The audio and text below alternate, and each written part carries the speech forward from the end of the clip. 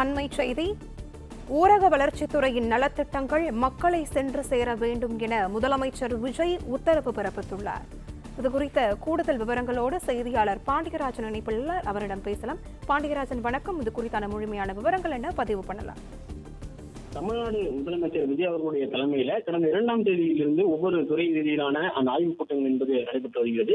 ஏற்கனவே ஊரக வளர்ச்சித்துறையில் இருக்கக்கூடிய அந்த அமைச்சர் மற்றும் அதிகாரிகளுடனான ஆலோசனை கூட்டம் நடைபெற்றக்கூடிய நிலையில ஊரக வளர்ச்சித்துறையில் தகுதியான அனைத்து பயனாளிகளுக்கும் நலத்திட்ட உதவிகள் சென்று சேரும் வகையில் நடவடிக்கை எடுக்க வேண்டும் என முதலமைச்சர் உத்தரவிட்டிருப்பதாக தகவல் வெளியாகிறது.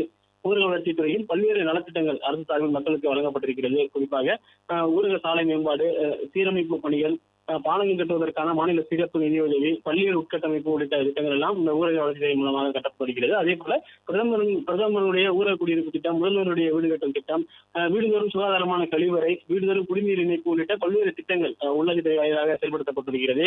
இந்நிலையில இது அனைத்தும் தகுதி வாய்ந்த பயனாளிகளுக்கு சென்று சேருவதை உறுதி செய்ய வேண்டும் என்கின்ற வகையில ஊரக வளர்ச்சித்துறை அதிகாரிகளுக்கான அந்த உத்தரவு என்பது வழங்கப்பட்டிருக்கிறது.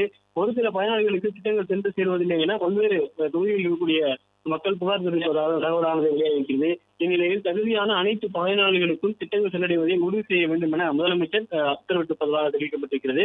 மேலும் இது குறித்து அவ்வப்போது ஆய்வு நடத்த வேண்டும் எனவும், துறை சார்ந்த ஆய்வுகளை மேற்கொள்ள வேண்டும் எனவும், உயரதிகாரிகள் அந்த பணியிடங்களுக்கே சென்று அந்த திட்டங்கள் சென்றிருக்கிறதா என்பதை மக்களிடம் உறுதி செய்து கொள்ள வேண்டும் என்கின்ற வகையிலும் அறிவுறுத்தல் வழங்கப்பட்டிருப்பதாக தகவல் வெளியாகிருக்கிறது. மீண்டும் முதலமைச்சர் தலைமையில் ஊரக வளர்ச்சித்துறை தரமான ஆய்வு கூட நடைபெற்ற நிலையில இந்த அறிவுறுத்தல்கள் எல்லாம் அதிகாரிகளுக்கு வழங்கப்பட்டிருப்பதாக தகவல்கள் வெளியாகிருக்கிறது.